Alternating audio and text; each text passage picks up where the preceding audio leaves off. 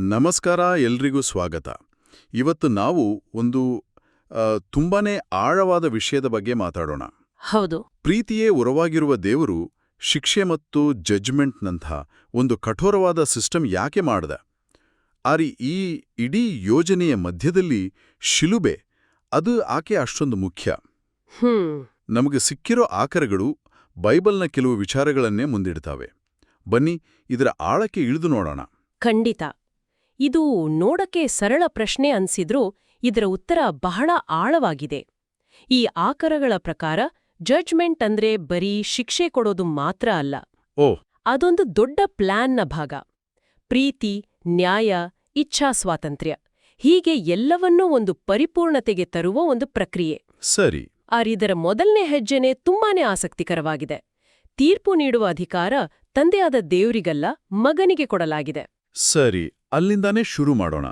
ಸಾಮಾನ್ಯವಾಗಿ ಅಂತಿಮ ತೀರ್ಪು ಅಂದಾಗ ನಮಗೆ ನೆನಪಾಗೋದು ಸರ್ವಶಕ್ತನಾದ ತಂದೆ ದೇವರು. ಹೌದು, ಎಲ್ಲರೂ ಹಾಗೆ ಅಂದ್ಕೋತಾರೆ. ಆದರೆ ಈ ದಾಖಲೆಗಳು ಹೇಳೋದು ತಂದೆ ಯಾರನ್ನೂ ಜಡ್ಜ್ ಮಾಡಲ್ಲ, ಬದಲಿಗೆ ಆ ಪವರ್ನ ಮಗನಿಗೆ ಕೊಟ್ಟಿದ್ದಾನೆ ಅಂತ. ಇದ್ಯಾಕೆ ಹೀಗೆ? ಇದರಲ್ಲೇನೋ ಒಂದು ವಿಶೇಷ ಕಾರಣ ಇರಬೇಕಲ್ವೇ? ಖಂಡಿತ. ಇದರ ಬಗ್ಗೆ ಯೋಹಾನ 5:22-23 ಸ್ಪಷ್ಟವಾಗಿ ಹೇಳಲಾಗಿದೆ. ಇದರ ಮುಖ್ಯ ಉದ್ದೇಶ ಅಧಿಕಾರ ಹಂಚಿಕೊಳ್ಳೋದಕ್ಕಿಂತ ಗೌರವ ಸೂಚಿಸೋದು. ಗೌರವ ಹೇಗೆ? ಅಂದ್ರೆ ಜನರು ತಂದೆಗೆ ಹೇಗೆ ಗೌರವ ಕೊಡ್ತಾರೋ ಅದೇ ರೀತಿ ಮಗನಿಗೂ ಕೊಡಬೇಕು ಅನ್ನೋದು ದೇವರ ಇಚ್ಛೆ. ಸರಿ ಸರಿ. ಮಗನನ್ನು ಗೌರವಿಸದಿದ್ದರೆ ಅದು ಆತನನ್ನು ಕಳುಹಿಸಿದ ತಂದೆಯನ್ನು ಅಗೌರವಿಸಿದಂತೆ. ಹಾಗಾಗಿ ಮಗನ ಅಧಿಕಾರ ಅನ್ನೋದು ನೇರವಾಗಿ ತಂದೆಯ ಇಚ್ಛೆಯಿಂದ ಬಂದಿರೋದು. ಹಾಗಾದ್ರೆ ಇದು ಕೇವಲ ಒಂದು ಜವಾಬ್ದಾರಿ ಹಸ್ತಾಂತರ ಅಲ್ಲ, ಇದೊಂದು ಗೌರವದ ಸಂಕೇತ. ಮಗನ ಸ್ಥಾನವನ್ನು ಇಡೀ ಸೃಷ್ಟಿಯ ಮುಂದೆ ಸ್ಥಾಪಿಸುವ ಒಂದು ವಿಧಾನ. ಇದು ತುಂಬಾನೇ ಕುತೂಹಲಕಾರಿ. ಹೌದು. ಬೇರೆ ಕಡೆನೂ ಇದರ ಬಗ್ಗೆ ಉಲ್ಲೇಖ ಇದೆ. ಅಪೊಸ್ತಲರ ಕೃತ್ಯಗಳು 10:42ರಲ್ಲಿ ಯೇಸುವನ್ನು ದೇವರು ಜೀವಂತವಾಗಿರುವವರು ಮತ್ತು ಸತ್ತವರ ನ್ಯಾಯಾಧೀಶನಾಗಿ ನೇಮಿಸಿದ್ದಾನೆ ಅಂತ ಹೇಳಲಾಗಿದೆ. ಅಂದ್ರೆ ಇದೊಂದು ಸ್ಪೆಸಿಫಿಕ್ ರೋಲ್. ಎಕ್ಸಾಕ್ಟ್ಲಿ, ಒಂದು ಸ್ಪೆಸಿಫಿಕ್ ರೋಲ್. ಅಷ್ಟೇ ಅಲ್ಲ, ಪ್ರಕಟಣೆ 1:18ರಲ್ಲಿ ಇನ್ನೂ ಒಂದು ಆಳವಾದ ಮಾತು ಹೇಳಲಾಗಿದೆ. ಯೇಸು ಹೇಳುತ್ತಾನೆ, ನಾನು ಮರಣ ಮತ್ತು ಪಾತಾಳದ ಬೀಗದ ಕೈಗಳನ್ನು ಹೊಂದಿದ್ದೇನೆ ಅಂತ.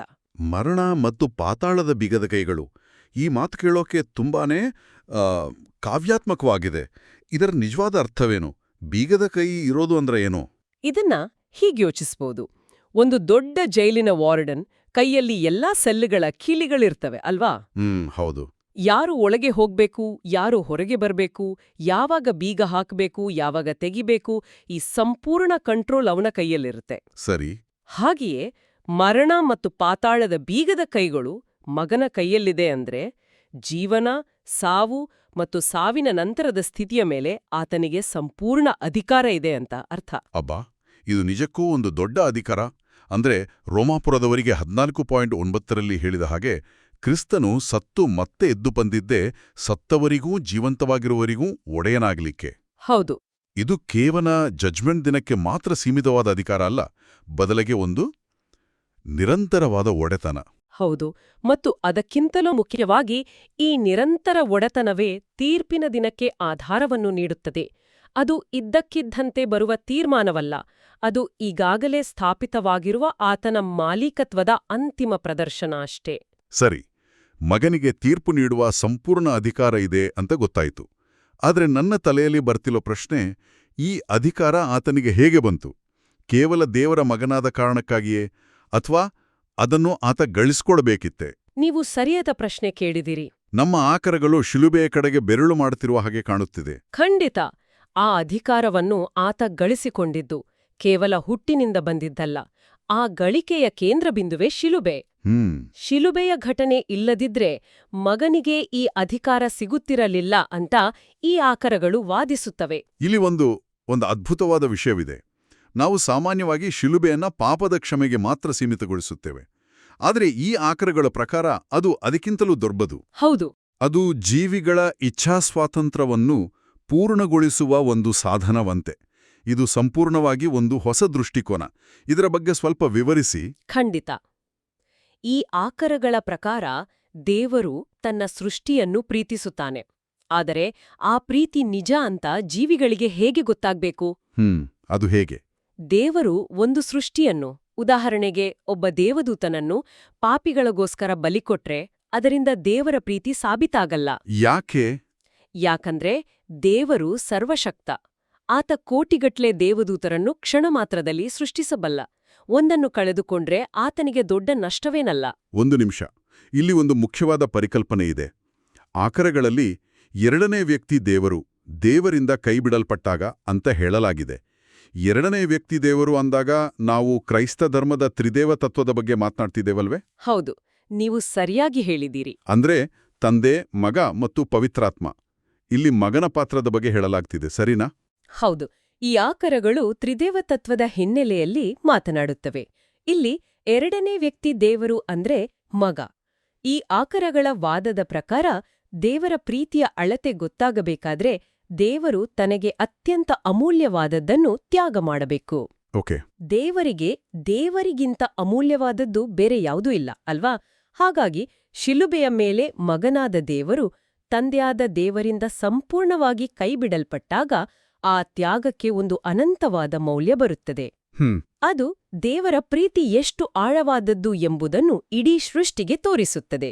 ಆದರೆ ಕೇಳುಗರಲ್ಲಿ ಒಂದು ಪ್ರಶ್ನೆ ಮೂಡಬಹುದು. ದೇವರು ಸರ್ವಶಕ್ತನಾಗಿದ್ದರೆ ತನ್ನ ಪ್ರೀತಿಯನ್ನು ಸಾಬೀತುಪಡಿಸಲು ಇಷ್ಟೊಂದು ಹಿಂಸಾತ್ಮಕವಾದ, ಕ್ರೂರವಾದ ಮಾರ್ಗವನ್ನೇ ಏಕೆ ಆರಿಸಿಕೊಳ್ಳಬೇಕು? ಬೇರೆ ದಾರಿ ಇರ್ಲಿಲ್ವೇ? ಇದು ಬಹಳ ಮುಖ್ಯವಾದ ಪ್ರಶ್ನೆ. ಈ ದಾಖಲೆಗಳ ಪ್ರಕಾರ ಶಿಲುಬೆಗೆ ಒಂದಲ್ಲ ಹಲವು ಉದ್ದೇಶಗಳಿದ್ವು. ಅವೆಲ್ಲವೂ ಒಂದಕ್ಕೊಂದು ಹೆಣೆದುಕೊಂಡಿವೆ. ಓಕೆ. ಮೊದಲನೆಯದು, ನೀವು ಹೇಳಿದ ಹಾಗೆ ದೇವರ ಪ್ರೀತಿಯನ್ನು ಸಾಬೀತುಪಡಿಸುವುದು. ಎರಡನೆಯದು, ದೇವರ ಆಜ್ಞೆಗಳು ನ್ಯಾಯಯುತ ಮತ್ತು ಪಾಲಿಸಲು ಸಾಧ್ಯ ಎಂಬುದನ್ನು ತೋರಿಸುವುದು. ಅದು ಹೇಗೆ? ಯೇಸು ಮನುಷ್ಯನಾಗಿ ಬಂದು ಆ ಆಜ್ಞೆಗಳನ್ನು ಪರಿಪೂರ್ಣವಾಗಿ ಪಾಲಿಸುವ ಮೂಲಕ ದೇವರ ನಿಯಮಗಳು ತುಂಬಾ ಕಠಿಣ, ಅದನ್ನು ಪಾಲಿಸೋಕಾಗಲ್ಲ ಅನ್ನೋ ಸೈತಾನನ ಆರೋಪವನ್ನು ಸುಳ್ಳು ಮಾಡಿದ. ಸರಿ, ಪ್ರೀತಿ ಸಾಬೀತಾಯಿತು, ಆಜ್ಞೆಗಳು ಸರಿಯಂತನೂ ಗೊತ್ತಾಯಿತು. ಇನ್ನು ಬೇರೆ ಉದ್ದೇಶಗಳೇನು? ಮೂರನೇದು, ಸೈತಾನನ ದುಷ್ಟತನವನ್ನು ಸಂಪೂರ್ಣವಾಗಿ ಬಯಲು ಮಾಡುವುದು.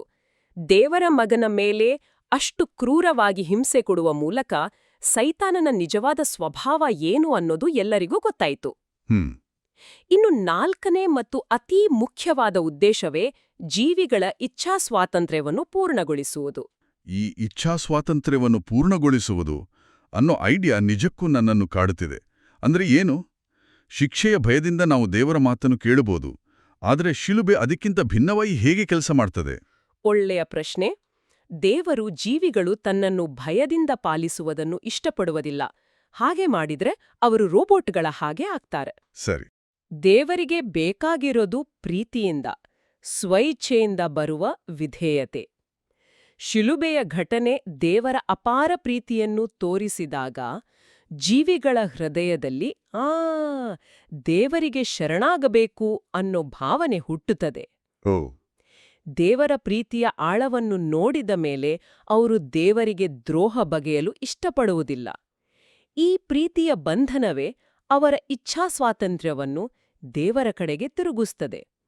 ಹೀಗೆ ಶಿಲುಬೆಯು ಜೀವಿಗಳ ಅನುಮಾನಗಳನ್ನು ಶಾಶ್ವತವಾಗಿ ನಿವಾರಿಸಿ ಅವರ ಸ್ವಇಚ್ಛೆಯ ವಿಧೇಯತೆಯನ್ನು ಭದ್ರಪಡಿಸುತ್ತದೆ. ಓಕೆ. ಈ ಇಚ್ಛಾಸ್ವಾತಂತ್ರ್ಯದ ವಿಷಯವೇ ನಮ್ಮನ್ನು ನೇರವಾಗಿ ತೀರ್ಪಿನ ಪ್ರಕ್ರಿಯೆಗೆ ಕರೆತರುತ್ತದೆ. ಒಂದು ಕಡೆ ದೇವರ ಅಪಾರ ಪ್ರೀತಿ, ಇನ್ನೊಂದು ಕಡೆ ಬೆಂಕಿಯ ಕೆರೆಯಂತಹ ಕಠೋರ ಶಿಕ್ಷೆ. ಈ ಎರಡೂ ಹೇಗೆ ಒಟ್ಟಿಗೆ ಹೋಗ್ತಾವೆ? ಪ್ರೀತಿಯಿಂದ ವಿಧೇಯರಾಗಬೇಕೆಂದು ಬಯಸುವ ದೇವರು ನಂತರ ಅಷ್ಟು ದೊಡ್ಡ ಶಿಕ್ಷೆ ಕೊಡುವುದು ವಿರೋಧಾಭಾಸದಂತೆ ಕಾಣುವುದಿಲ್ವಾ? ಹೌದು, ಮೇಲ್ನೋಟಕ್ಕೆ ಹಾಗೆ ಕಾಣಬಹುದು. ಆದರೆ ಈ ಆಕರಗಳು ಅದನ್ನು ವಿವರಿಸುವ ರೀತಿ ಬೇರೆಯೇ ಇದೆ. ಇಲ್ಲಿ ತೀರ್ಪು ಅನ್ನೋದು ಸೇಡಿನ ಕ್ರಮವಲ್ಲ. ಹಾಗಾದ್ರೆ ಬದಲಿಗೆ ಅದೊಂದು ಶುದ್ಧೀಕರಣ ಪ್ರಕ್ರಿಯೆ.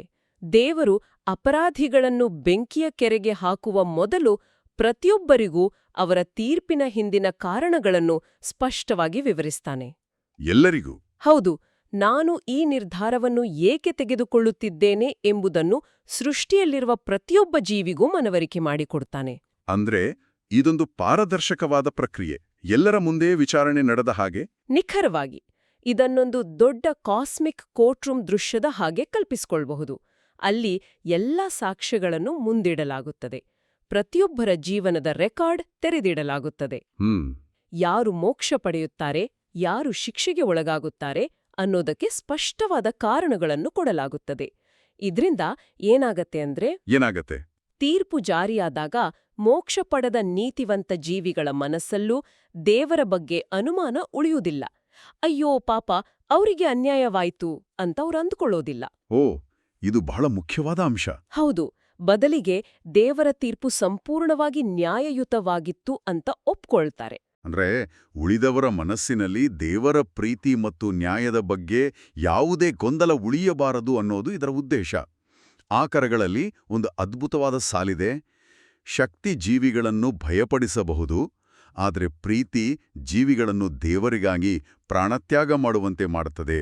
ಹೌದು, ಇದು ಇಡೀ ವಿಷಯದ ಸಾರಾಂಶದಂತಿದೆ. ನಿಜ. ಇಚ್ಛಾಸ್ವಾತಂತ್ರ್ಯವನ್ನು ಪೂರ್ಣಗೊಳಿಸುವುದು ಬಲವಂತವಲ್ಲ, ಪ್ರೀತಿಯೇ. ಶಿಲುಬೆಯು ಆ ಪ್ರೀತಿಯ ಅಂತಿಮ ಪ್ರದರ್ಶನ. ದೇವರ ಪ್ರೀತಿಯ ಈ ಆಳವನ್ನು ನೋಡಿದ ನಂತರ ಜೀವಿಗಳು ಸ್ವಯಂ ಪ್ರೇರಿತವಾಗಿ ಪ್ರೀತಿಯಿಂದ ವಿಧೇಯರಾಗ್ತಾರೆ. ಈ ಆಕರಗಳ ಪ್ರಕಾರ ಶಿಲುಬೆಯ ಘಟನೆ ಎಷ್ಟು ಪ್ರಭಾವಶಾಲಿ ಅಂದ್ರೆ ಅದು ಭವಿಷ್ಯದಲ್ಲಿ ಪಾಪ ಮಾಡುವ ಸಾಧ್ಯತೆಯನ್ನೇ ತೆಗೆದುಹಾಕ್ತದೆ. ಹೌದು, ಇದು ಬಹಳ ದೊಡ್ಡ ಹೇಳಿಕೆ. ಒಂದು ಕ್ಷಣ ಇದ್ರ ಬಗ್ಗೆ ಯೋಚಿಸೋಣ. ಭವಿಷ್ಯದಲ್ಲಿ ಪಾಪ ಮಾಡುವ ಸಾಧ್ಯತೆಯನ್ನೇ ತೆಗೆದುಹಾಕ್ತದೆ ಅನ್ನೋದು ಅಂದ್ರೆ ಇದು ಕೇವಲ ಹಿಂದಿನ ಪಾಪಗಳಿಗೆ ಕ್ಷಮೆಯಲ್ಲ, ಬದಲಿಗೆ ಸೃಷ್ಟಿಯ ಸ್ವಭಾವವನ್ನೇ ಶಾಶ್ವತವಾಗಿ ಬದಲಾಯಿಸುವ ಒಂದು ಘಟನೆ ಅಂತಾಯ್ತು. ಖಂಡಿತ. ಯಾಕೆಂದ್ರೆ ದೇವರ ಪ್ರೀತಿಯ ಸಂಪೂರ್ಣ ಚಿತ್ರಣವನ್ನು ನೋಡಿದ ಮೇಲೆ ಪಾಪ ಮಾಡುವುದು ಅಥವಾ ದೇವರಿಂದ ದೂರ ಹೋಗುವುದು ಎಷ್ಟು ಮೂರ್ಖತನದದ್ದು ಮತ್ತು ಕೃತಜ್ಞತೆಯದ್ದು ಅಂತ ಜೀವಿಗಳಿಗೆ ಅರ್ಥವಾಗುತ್ತದೆ. ಅವರ ಹೃದಯವೇ ಅದಕ್ಕೆ ಒಪ್ಪುವುದಿಲ್ಲ. ಹೌದು, ಆ ಪ್ರೀತಿಯೇ ಅವರನ್ನು ಶಾಶ್ವತವಾಗಿ ಸುರಕ್ಷಿತವಾಗಿಡುತ್ತದೆ. ಇದು ನಿಜಕ್ಕೂ ಆಳವಾದ ಚಿಂತನೆ. ಸರಿ, ಶಿಲುವೆಯ ನಂತರ, ತೀರ್ಪಿನ ನಂತರ ಮುಂದೇನು? ಆಕರಗಳಲ್ಲಿ ಮಗನು ಕಾಲ ಅವಕಾಶವನ್ನು ಬಳುವಳಿಯಾಗಿ ಪಡೆಯುತ್ತಾನೆ ಅಂತ ಹೇಳಲಾಗಿದೆ. ಈ ಪದ ಕೇಳಕ್ ಸ್ವಲ್ಪ ವಿಚಿತ್ರವಾಗಿದೆ. ಇದರ ಅರ್ಥ ಏನು? ಇದು ತುಂಬಾ ಅಮೂರ್ತವಾದ ಪರಿಕಲ್ಪನೆ. ಇದನ್ನ ಅಕ್ಷರಶಃ ಅರ್ಥ ಮಾಡಿಕೊಳ್ಳಬಾರದು. ಕಾಲ ಅವಕಾಶವನ್ನು ಬಳುವಳಿಯಾಗಿ ಪಡೆಯುವುದು ಅಂದ್ರೆ ಈ ಸೃಷ್ಟಿಯ ಸಂಪೂರ್ಣ ಮಾಲೀಕತ್ವ, ಆಡಳಿತ ಮತ್ತು ತೀರ್ಪು ನೀಡುವ ಹಕ್ಕನ್ನು ಅಧಿಕೃತವಾಗಿ ಪಡೆಯುವುದು. ಓಕೆ. ಮತ್ತಾಯಿ 28:18ರಲ್ಲಿ ಯೇಸು ಹೇಳುತ್ತಾನೆ, ಪರಲೋಕದಲ್ಲಿಯೂ ಭೂಲೋಕದಲ್ಲಿಯೂ ಎಲ್ಲಾ ಅಧಿಕಾರವೂ ನನಗೆ ಕೊಡಲ್ಪಟ್ಟಿವೆ ಅಂತ. ಅದು ಆ ಬಳುವಳಿಯ ಘೋಷಣೆ. ಇದನ್ನ ಅರ್ಥ ಮಾಡಿಕೊಳ್ಳೋಕೆ ಒಂದು ಸುಲಭವಾದ ಉದಾಹರಣೆ ಇದೆಯಾ? ಖಂಡಿತ. ಇದನ್ನ ಹೀಗೆ ಯೋಚಿಸಬಹುದು. ಒಬ್ಬ ಅನುಭವಿ ಸಿಇಒಗೆ ಒಂದು ದಿವಾಳಿಯಾದ ಕಂಪನಿಯನ್ನು ಸರಿಪಡಿಸುವ ಜವಾಬ್ದಾರಿ ಕೊಟ್ಟ ಹಾಗೆ. ಆ ಸಿಇಒ ಕಂಪನಿಯಲ್ಲಿನ ಎಲ್ಲ ಸಮಸ್ಯೆಗಳನ್ನು, ಭ್ರಷ್ಟಾಚಾರವನ್ನು, ನಷ್ಟವನ್ನು ಸರಿಪಡಿಸಿ ಅದನ್ನು ಮತ್ತೆ ಲಾಭದಾಯಕ ಮತ್ತು ಆರೋಗ್ಯಕರ ಕಂಪನಿಯನ್ನಾಗಿ ಮಾಡಿ ನಂತರ ಮಾಲೀಕರಿಗೆ ಹಿಂತಿರುಗಿಸ್ತಾನೆ. ಈ ಹೋಲಿಕೆ ಚೆನ್ನಾಗಿದೆ. ಇಲ್ಲಿ ಮಗನೂ ಸೃಷ್ಟಿಯ ಸಿಇಒ ಇದ್ದ ಹಾಗೆ. ಪಾಪದಿಂದ ಹಾಳಾದ ಈ ಕಾಲ ಅವಕಾಶವನ್ನು, ಅಂದ್ರೆ ಸೃಷ್ಟಿಯನ್ನು, ಆತ ತನ್ನ ತ್ಯಾಗದ ಮೂಲಕ ಸರಿಪಡಿಸಿ, ಶುದ್ಧೀಕರಿಸಿ, ನಂತರ ಅದನ್ನು ತಂದೆಯಾದ ದೇವರಿಗೆ ಪರಿಪೂರ್ಣವಾದ ಬಳುವಳಿಯಾಗಿ ಹಿಂತಿರುಗಿಸ್ತಾನೆ. ಅಂದ್ರೆ ಮಗನು ತನಗೆ ಸಿಕ್ಕ ಬಳುವಳಿಯನ್ನು ತಂದೆಗೆ ಅರ್ಪಿಸುವ ಮೊದಲು ಅದನ್ನು ಸಂಪೂರ್ಣವಾಗಿ ಕ್ಲೀನ್ ಮಾಡ್ತಾನೆ. ಪಾಪದ ಯಾವ ಕುರುಹೂ ಉಳಿದಿರಬಾರದು. ಹೌದು, ಯಾಕೆಂದ್ರೆ ಪಾಪ ಇನ್ನೂ ಉಳಿದಿದ್ದರೆ ತಂದೆಯೂ ಅದನ್ನು ಸ್ವೀಕರಿಸುವುದಿಲ್ಲ ಅಂತ ಈ ಆಕರಗಳು ಹೇಳುತ್ತವೆ. ಇದು ಒಂದು ರೀತಿಯಲ್ಲಿ ಅಂತಿಮ ಜವಾಬ್ದಾರಿಯುತ ನಿರ್ವಹಣೆಯಂತೆ ಕಾಣುತ್ತದೆ. ಹೌದು. ಇದರ ಜೊತೆಗೆ ಮಗನು ದೇವರ ಸಿಂಹಾಸನ ಮತ್ತು ದೇವರ ಹೆಸರನ್ನು ಕೂಡ ಬಳುವಳಿಯಾಗಿ ಪಡೆಯುತ್ತಾನೆ. ಇವು ಸಂಪೂರ್ಣ ಅಧಿಕಾರದ ಸಂಕೇತಗಳು. ಇಲ್ಲಿ ನಾವು ಗಮನಿಸಬೇಕಾದ ಮುಖ್ಯ ಅಂಶವೆಂದರೆ, ಆತ ಈ ಹಕ್ಕನ್ನು ಕೇವಲ ನಾನು ದೇವರ ಮಗ ಅನ್ನೋ ಕಾರಣಕ್ಕೆ ಪಡೆಯುವುದಿಲ್ಲ, ಬದಲಿಗೆ ಶಿಲುಬೆಯ ಮೇಲಿನ ತನ್ನ ತ್ಯಾಗದ ಮೂಲಕ ಅದನ್ನು ಗಳಿಸಿಕೊಳ್ಳುತ್ತಾನೆ. ಆತ ಈ ಅಧಿಕಾರಕ್ಕೆ ಅರ್ಹ ಅಂತ ಇಡೀ ಸೃಷ್ಟಿಯ ಮುಂದೆ ಸಾಬೀತುಪಡಿಸ್ತಾನೆ. ನಿಖರವಾಗಿ. ಅದಕ್ಕೆ ಈ ಇಡೀ ಪ್ರಕ್ರಿಯೆ ಜೀವಿಗಳ ಸಂಪೂರ್ಣ ತಿಳುವಳಿಕೆ ಮತ್ತು ಒಪ್ಪಿಗೆಯೊಂದಿಗೆ ನಡೆಯುತ್ತದೆ ಅಂತ ಈ ಮೂಲಗಳು ಒತ್ತಿ ಹೇಳ್ತವೆ. ಯಾರೊಬ್ಬರು ಇದು ಅನ್ಯಾಯವಾಯಿತು ಅಥವಾ ಈ ಅಧಿಕಾರ ಅವರಿಗೆ ಯಾಕೆ ಅಂತ ಪ್ರಶ್ನೆ ಮಾಡೋ ಅವಕಾಶವೇ ಇರುವುದಿಲ್ಲ. ಖಂಡಿತ. ಪ್ರತಿಯೊಂದು ಹಂತವೂ ಪಾರದರ್ಶಕವಾಗಿರುತ್ತದೆ. ಮಗನ ಅರ್ಹತೆ, ದೇವರ ಪ್ರೀತಿ, ದೇವರ ನ್ಯಾಯ ಇದೆಲ್ಲವೂ ಎಲ್ಲರಿಗೂ ಸ್ಪಷ್ಟವಾಗಿ ಕಾಣಿಸುತ್ತದೆ. ಹಾಗಾಗಿಯೇ ಅಂತಿಮ ತೀರ್ಪು ಎಲ್ಲರಿಗೂ ಒಪ್ಪಿಗೆಯಾಗುವಂಥ ತೀರ್ಮಾನವಾಗಿರುತ್ತದೆ. ಒಟ್ಟಾರೆಯಾಗಿ ಹೇಳುವುದಾದರೆ ನಾವು ಚರ್ಚಿಸಿದ ಈ ಆಕರಗಳು ತೀರ್ಪನ್ನು ಕೇವಲ ಶಿಕ್ಷೆಯ ಒಂದು ಅಂತಿಮ ಘಟನೆಯಾಗಿ ನೋಡುವುದಿಲ್ಲ. ಇಲ್ಲ, ಖಂಡಿತ ಇಲ್ಲ. ಬದಲಿಗೆ ಅದೊಂದು ಬೃಹತ್ ದೈವಿಕ ಯೋಜನೆಯ ಭಾಗವಾಗಿ ಚಿತ್ರಿಸುತ್ತವೆ.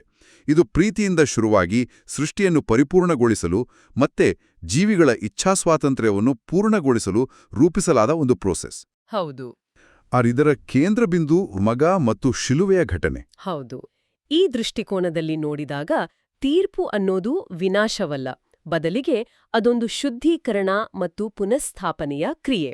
ಪಾಪ ಮತ್ತು ಕೆಟ್ಟದನ್ನು ಸಂಪೂರ್ಣವಾಗಿ ತೆಗೆದುಹಾಕಿ ಸೃಷ್ಟಿಯನ್ನು ಅದರ ಮೂಲ ಉದ್ದೇಶಕ್ಕೆ ತರೋದು. ಈ ಕೆಲಸವನ್ನು ನಡೆಸುವವನು ತನ್ನ ತ್ಯಾಗದ ಮೂಲಕ ಆ ಕೆಲಸಕ್ಕೆ ತಾನು ಅರ್ಹ ಅಂತ ಸಾಬೀತುಪಡಿಸಿದವನು. ಕೊನೆಗೆ ಭಯದಿಂದಲ್ಲ, ಪ್ರೀತಿಯಿಂದ ವಿಧೇಯತೆ ತೋರುವಂಥ ಒಂದು ವಿಶ್ವವನ್ನು ಸ್ಥಾಪಿಸುವುದೇ ಇದರ ಗುರಿ.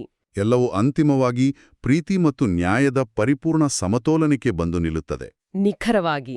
ಇವತ್ತಿನ ನಮ್ಮ ಚರ್ಚೆ ನಿಜಕ್ಕೂ ಅತ್ಯಂತ ಆಳವಾದ ಮತ್ತು ಚಿಂತನೆಗೆ ಹಚ್ಚುವಂತಹ ವಿಷಯಗಳನ್ನು ಪರಿಶೀಲಿಸಿದೆ. ಕೊನೆಯದಾಗಿ ಕೇಳುಗರಿಗೆ ಒಂದು ಚಿಂತನೆಯನ್ನು ಬಿಟ್ಟು ಹೋಗೋಣ. ಖಂಡಿತ. ಈ ಆಕರಗಳಲ್ಲಿ ಒಂದು ಪ್ರಬಲವಾದ ವಾದವಿದೆ. ದೇವರ ಆಜ್ಞೆಗಳನ್ನು, ವಿಶೇಷವಾಗಿ ನಿನ್ನ ದೇವರನ್ನು ಪೂರ್ಣ ಹೃದಯದಿಂದ ಪ್ರೀತಿಸು ಮತ್ತು ನಿನ್ನ ನೆರೆಯವನನ್ನು ನಿನ್ನಂತೆಯೇ ಪ್ರೀತಿಸು ಅನ್ನೋ ಆಜ್ಞೆಯನ್ನು ಪಾಲಿಸುವುದು ಅದು ಜೀವಿಗಳಿಗೆ ಅಸಾಧ್ಯವೇನಲ್ಲ ಅಂತ. ಯೇಸು ಮನುಷ್ಯನಾಗಿ ಬಂದು ಅದನ್ನು ಪಾಲಿಸಿ ತೋರಿಸಿದ. ಆತನನ್ನು ಹಿಂಬಾಲಿಸಿದ ಹುತಾತ್ಮರು ಕೂಡ ತಮ್ಮ ಪ್ರಾಣವನ್ನು ಕೊಟ್ಟು ಆ ಪ್ರೀತಿಯನ್ನು ತೋರಿಸಿದರು. ಹಾಗಾದರೆ ನಮ್ಮ ಅಂತಿಮ ಪ್ರಶ್ನೆ ಇದು: ಪ್ರೀತಿಯ ಈ ಮಹಾನ್ ಆಜ್ಞೆಯನ್ನು ಪಾಲಿಸುವ ಸಾಮರ್ಥ್ಯವು ಮನುಷ್ಯನೊಳಗೆ, ಅಂದರೆ ಸೃಷ್ಟಿಯೊಳಗೆ ಮೊದಲಿನಿಂದಲೂ ಇದ್ದರೆ, ಹಾಗಾದರೆ ತೀರ್ಪಿನ ಸಂದರ್ಭದಲ್ಲಿ ನಮ್ಮ ಆಯ್ಕೆಗಳು ಮತ್ತು ನಮ್ಮ ಜವಾಬ್ದಾರಿಯ ಸ್ವರೂಪದ ಬಗ್ಗೆ ಇದು ನಮಗೆ ಏನು ಹೇಳ್ತದ? ಇದರ ಬಗ್ಗೆ ಯೋಚಿಸ್ತಾ ಇರಿ. ಮುಂದಿನ ಬಾರಿ ಮತ್ತೆ ಸಿಗೋಣ.